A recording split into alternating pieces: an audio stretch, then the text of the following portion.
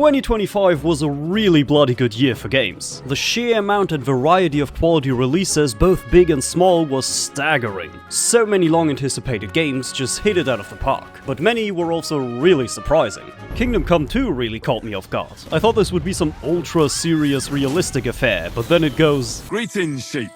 Brah. Don't worry, we're going home." Brah.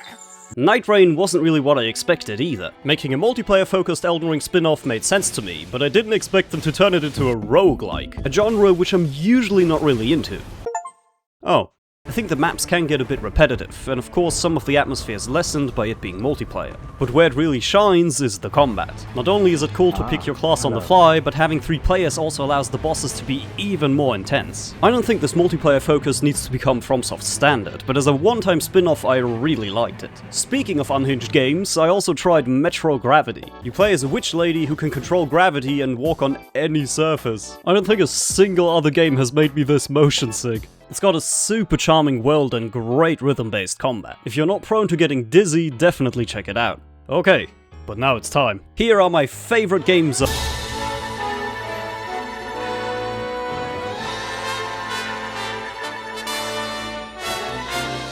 Routine is a peculiar little horror game where you play as a technician on a flimsy-ass moon base. It immediately hits you with its stunning and moody retro sci-fi look. It all looks really neat, whether it's the detailed environments, the enemies, or your weapon. The tech feels retro too. You load your gun with these chunky batteries, the side screen runs at like 12 FPS, and you actually have to manually adjust all the settings on it as well, which looks and feels so sick. This game also features probably one of my favorite robot designs of all time.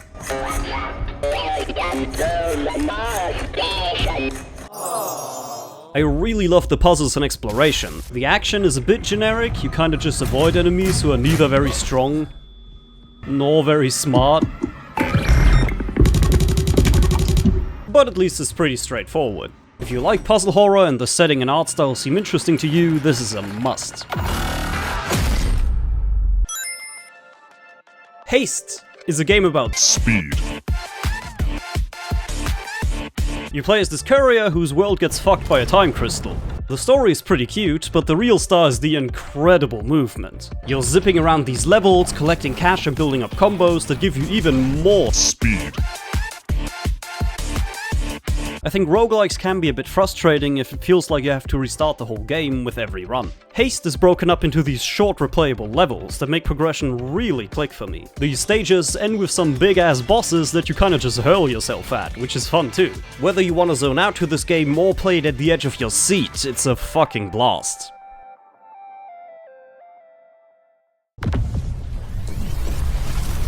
Split Fiction feels like a game where the creators just got to pour in every idea they had. It's about a sci-fi and a fantasy author getting stuck in a VR simulation of their ideas, orchestrated by this shady-ass company. It's constantly shifting between different visual and gameplay styles, and you get to experience all of that with a friend. Du schaffst das, Elias. Du schaffst das. Ich glaube an dich. Designing a level that feels natural for one player is hard. Designing one for 2 with different abilities sounds like self-inflicted torture, so I commend everyone on this team. The weakest part for me was the writing. These characters are supposed to not like each other's genre, but it kinda shoots beyond that and makes both of them just seem really ignorant. You know, I really don't understand how one can enjoy sci-fi. It's just so... depressing. Like I'm a fan of fantasy. It is by far the most overrated and pretentious genre. Overrated. On the other hand, I really love a lot of the comedic bits in this game. What? Boxes? If you're looking for a linear co-op experience with a shit ton of variety, I'd certainly recommend it. After Hideo Kojima had made The Phantom Pain, I expected his next game to be just as liberating and cathartic.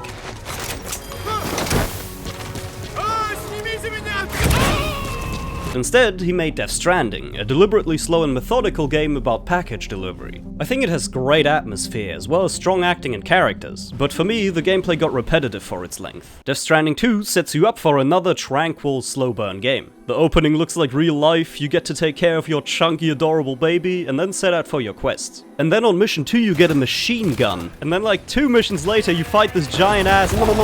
It was then when I realized this game is something akin to a Phantom Pain. You get tons of options for direct and stealth combat, melee weapons that you can throw, lightning bolts, you can shoot your rope at people, and the best weapon in the game, pizza dough. I think Kojima might be the most violent pacifist ever. I don't know, it's just putting them to sleep. Oh shit. When it comes to the story, Kojima still excels at creating these strange but believable worlds full of memorable odd characters. A grand new adventure with Daddy. But I still wish he could cool it a bit with the exposition dumps. Karate, huh? Psycho Mantis. If you love Death Stranding 1, you're probably playing this already, but if you found the first one too restrictive, this might be the game you want. In Blueprints, you inherit a mysterious mansion in which you have to reach a certain room and uncover the history of its residents. To do this, you have to draft the rooms yourself by picking from 3 options. They have different amounts of doors that you can use or items to unlock to further your progression. It's like an escape room that you have to build yourself, and where you can fuck yourself over. The rooms reset every day, so presumably they get fucking torn down every night. The game uses the roguelike genre to its fullest extent. You're not meant to solve every puzzle first try, but instead find paths, gain more knowledge, and tie up multiple loose ends. You become a little bit of a conspiracy theorist in trying to figure out which rooms lead to hidden paths. It becomes less about just solving puzzles and more about uncovering a mystery that goes deeper every time you think you've figured it out. Hades 2 lets you play as a witch from Greek mythology who fights fucking Kronos, the Titan of Time. I thought these fuckers had killed him already! It's an amazingly well-polished and balanced roguelike, just stuffed with really great bosses. But what I really played this game for was the story, the characters, and the flawless voice acting. Long-lost niece, you live! We thought you met the same fate as your father, and your mother, and your brother. Oh. Seriously, every single character in this is perfectly cast. Do not take unnecessary risks or lose sight of the task. I'm not big into the repetition of roguelikes, but here it really feels like you're always progressing with each run. You can even turn on God mode, which will automatically buff you after each death, but I didn't do that. In Hollow Knight Silksong, you play as the most badass bug in the Bug Kingdom. The first one was already a really good experience, but Silksong manages to trounce it in every way. The level design is so much more visually distinct, despite the map being even bigger. No 2 areas look alike, which makes it much more rewarding to explore. I also love how the shortcuts are integrated into the level design. They're so much more fun and creative. And holy shit, Hornet's movement feels so precise. Whatever the opposite of input delay is, this game has it. Very early on you get the dash ability, and at that point it's just no competition. The story is also a lot more involved than the first game, and I love all the cute characters.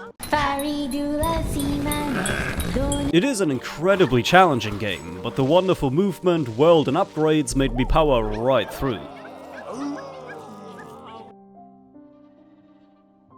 Clair Obscure Expedition 33 is a fantasy RPG in which your party sets out to defeat an impossibly unstoppable force called the Paintress. Each year, she marks an age, and every person who reaches it dies. This is the type of RPG I rarely play. Stationary turn-based combat was never really my thing, but this game hooked me straight away with its fucking prologue. Despite being apocalyptic, the world is also so gorgeous and optimistic feeling. The story is presented so grand, yet it doesn't forget to have small character moments too that really make you root for these people. Even the combat eventually won me over. The blend of turn-based combat and real-time dodging and shooting felt really dynamic to me. And doing a perfect parry is just...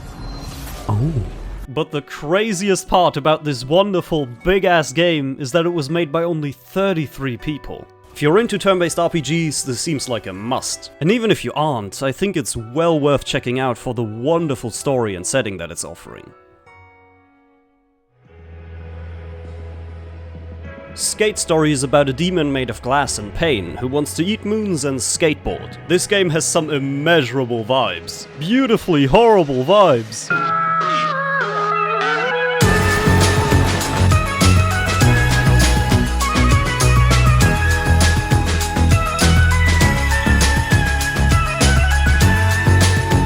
The art design is so unique, and the music by Blood Cultures just seals the deal. Even dying looks cool.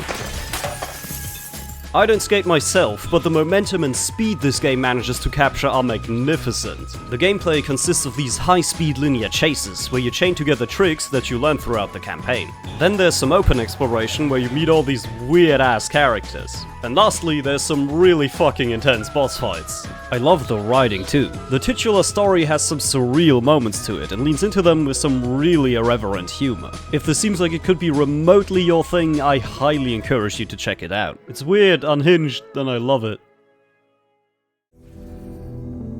In Sword of the Sea, you play as a soldier on a hovering surfboard sword who wants to bring back water into the barren landscapes.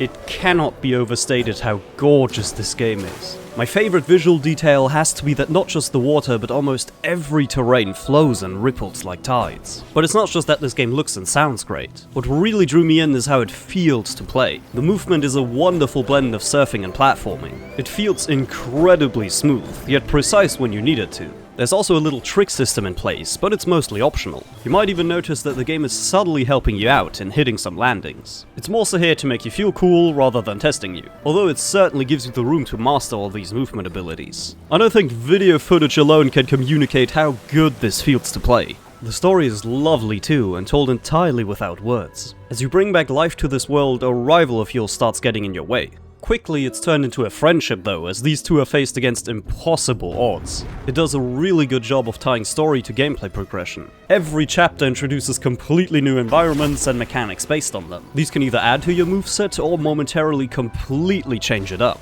You can speed right through this game in 2 or 3 hours, but I highly recommend you to take your time and really explore the world. There's so many little secrets everywhere. In the same way, the story also appears deceptively simple, but it's executed perfectly. With barely any dialogue or exposition, I cared deeply about these characters in this world, and they stayed with me far more than I could have expected.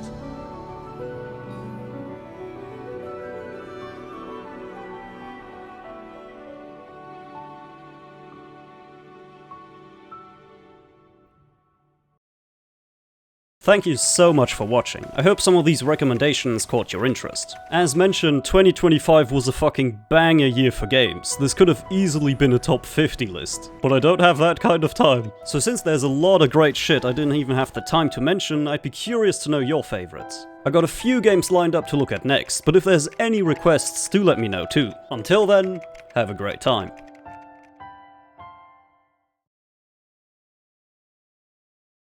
Oh, man kann Feuerwerk machen. Ja! Oh, ich weiß nicht, was ich erwartet habe.